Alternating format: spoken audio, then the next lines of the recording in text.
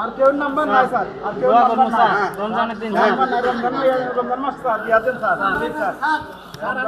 পাসপোর্টের ফরম জমা নিতে এভাবেই ওমান দূতাবাসের কর্মকর্তাকে বিনতি করছিলেন জন পাচেক প্রবাসী কর্মী।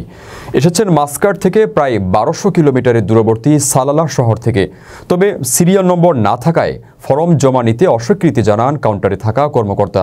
ফলে দিনভর অপেক্ষা আর যাতায়াতের ভোগান্তি পোহানোর পরেও দূতাবাসে এসে কাজের কিছু হয়নি কর্মীদের। তো আমাদের বাংলাদেশ এম্বাসিতে হচ্ছে দেখলাম যে 5 জন ছেলে আসছে আপনার সালালার থেকে।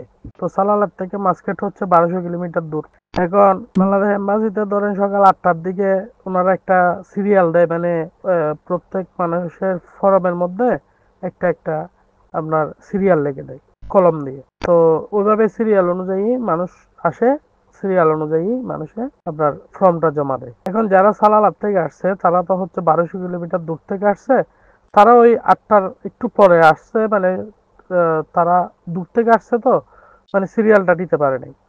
তো এমনিতেই তারা লাইন ধরেছিল। পরে সব মানুষ শেষ হওয়ার পরে ওরা 5 জন বাকি ছিল। প্রায় তখন 4টা 4:30 হয়ে গেছে। 4:30টার দিকে তারা 5 জন বাকি ছিল। তারা বলতেছে যে স্যার আমরা সালালের থেকে আসছি, রোজা রাখছি, একটু দয়া করেন স্যার, মেহেরবানি করে একটু করে দেন। তারা তো যাওয়াও সম্ভব না, আবার আসাও সম্ভব না। এখন স্যারের একটাই কথা, টাইম শেষ, হ্যাঁ সিরিয়াল নাই, তোমাদের সিরিয়াল ফরমের মধ্যে সিরিয়াল লিখা নাই, তো কালকে সকালে আসো, সিরিয়াল লিখো, তারপরে ফরম জমা দাও।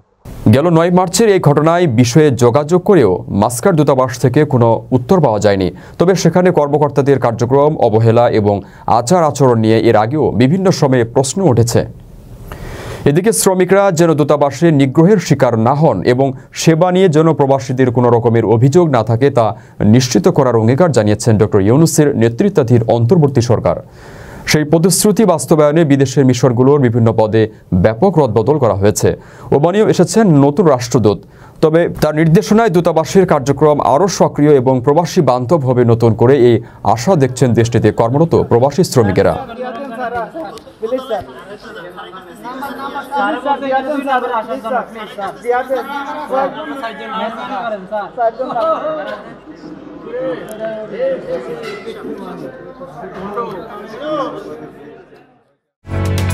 ওমানের সেরা রেট দিচ্ছে বাংলাদেশি প্রতিষ্ঠান গালফ এক্সচেঞ্জ। প্রিয়জনকে টাকা পাঠাতে আজই আসুন আমাদের যে কোনো ব্রাঞ্চে অথবা কল করুন স্ক্রিনে দেয়া নাম্বারে। গালফ এক্সচেঞ্জ, বাংলাদেশিদের প্রিয় এক্সচেঞ্জ।